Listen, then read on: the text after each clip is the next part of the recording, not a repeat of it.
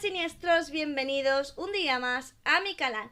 Te traigo el haul de libros de mayo. Sin hacer la introducción más larga, vamos a comenzar con el primer libro. Madame Oscurité, en la noche nos guía, con historias paranormales, su voz es melodía, de psicología oscura, asesinos y demonios. Tenemos El Bosque Oscuro, creo que ya os hablé, no estoy segura, no sé en qué haul, os hablé de la primera novela, esta es la segunda de la trilogía, El problema de los tres cuerpos.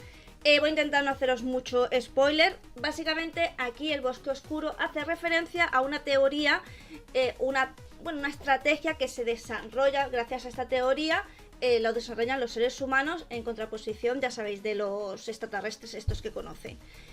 Lo más interesante de este libro es que se desarrolla los extraterrestres estos nos mandan una tecnología súper extraña, que son unas moléculas que impiden que nos podamos desarrollar en todo el contexto tecnológico. No podemos desarrollar ninguna tecnología avanzada, lo que hace que se frene el avance. Y por otro lado, espían todo, absolutamente todo lo que haga la humanidad. Así que aparecen los vallados. Los vallados es una estrategia que lanza, creo que a la ONU. Estoy hablando muy de memoria del libro y hace mucho que me lo leí. Que básicamente estos vallados tienen una estrategia para luchar contra los alienígenas, pero no se la pueden compartir con nadie. Es decir, ellos son los únicos encargados de saber esta estrategia y de llevarla a cabo sin que nadie más sepa nada. Esto se hace precisamente para evitar que estos extraterrestres, a través de esta tecnología, pues nos puedan espiar. Digo lo mismo que dije la primera vez, es un libro que si te gusta leer y te gusta la ciencia ficción, esta trilogía te va a fascinar, ¿vale? Porque es muy buena. Ahora bien, si eres una persona que no sueles leer, digamos no eres un lector constante, no te lo leas porque es muy denso y bastante explicativo. Pero yo personalmente es una trilogía que disfruté muchísimo y que va a ser de estos libros que como It me voy a leer muchas veces, porque realmente a mí sí me gusta mucho. Rebelión en la granja es un libro que tenía muchas ganas de tener, porque la verdad es que yo creo que este hombre expresa tan bien lo que son la política, ¿no? Los políticos en general. En este libro, pues creo que ya lo sabéis, ¿no? Es una granja, bueno, pues que de repente los animales se rebelan contra el granjero porque ellos quieren ser libres, vivir felices y todo eso. Al principio todo va a ser como muy maravilloso, muy fantástico, pues como todo, ¿no? Una democracia, ¡ay, qué maravilloso suena la democracia! Pero ¿qué pasa con la democracia? Pues que la democracia en este libro te lo explica muy bien, en realidad no existe, ¿vale? Porque nunca vas a llover a gustos de todos y al final pues las luchas de poder hacen que acabe como este libro, ¿vale? Que es que yo a todo el mundo les recomiendo tanto 1984 como La rebelión de la granja. Es bien cierto que yo no me he leído más del autor, salvo esos dos.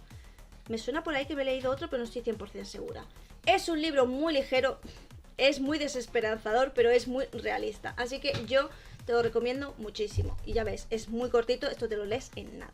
Aquí tenemos Jon Snow, el muñeco de nieve.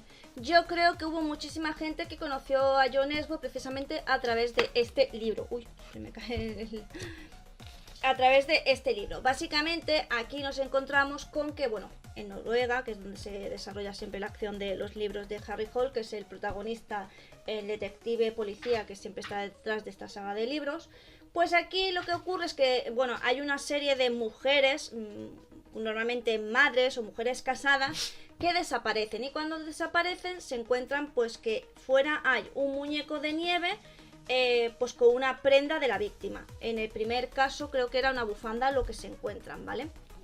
Entonces a partir de aquí pues de nuevo se dan cuenta de que este caso está relacionado con otros casos antiguos, porque además averiguan un patrón.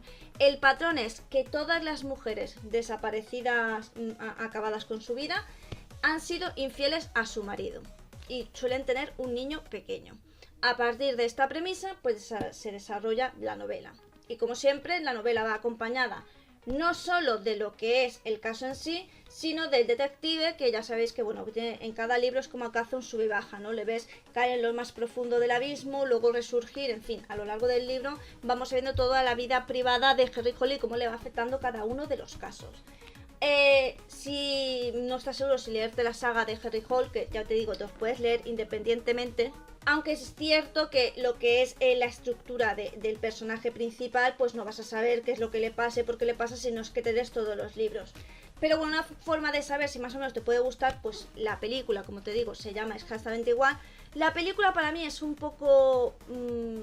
no es no sé, como que a mí no me gustó mucho, la verdad. El libro sí me gustó, pero la película se me hizo un poco lenta, pero yo soy un poquito especialista para las películas, así que lo mejor es que veas la película y si te interesa más o menos la temática, la forma de ser de detective y quieres saber más casos y demás, pues te lees la saga, que además hay un montón. Yo es que me estoy intentando hacer con todos porque yo me los he leído todos y me los sigo leyendo todos, claro. Por otro lado, tenemos El Santuario. De nuevo me he leído todas las crónicas, en realidad me he leído todas las novelas de Anne Rice, todas, incluso las malas. Tengo algunas que son muy malas porque Anne Rice, la verdad, tiene libros muy malos, ¿vale? Pues hasta los malos me los he leído, inclusive muchos los tengo, no sé, por fanatismo o no sé lo que me pasa con ella. En El Santuario me gustan varias cosas. Primero, lo que es la trama principal, que nos presenta, no me acuerdo cuál era el nombre del... Quinn, vale, es que no me acordaba del nombre del protagonista.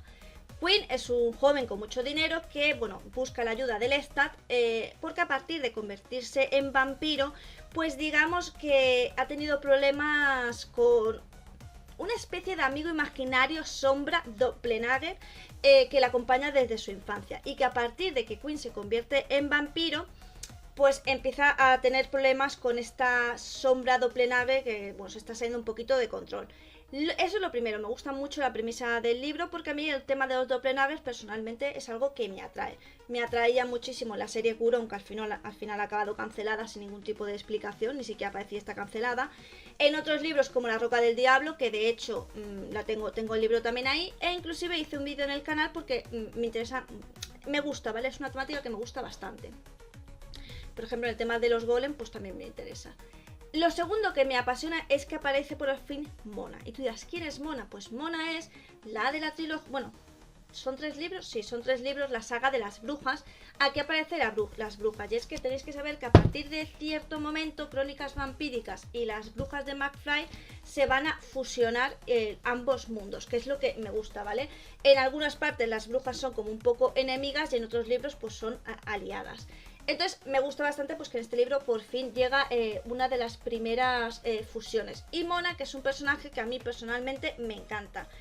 No recuerdo si en la serie salía, creo que no, pero estoy convencida de que la segunda temporada, que todavía no la he visto, la tengo pendiente, tiene que salir porque claro, la segunda novela es La Voz del Diablo y ahí la principal protagonista es Mona, así que supongo que saldrá este personaje. Si te gustan las crónicas vampíricas, pues hombre, este es un libro más de las crónicas vampíricas.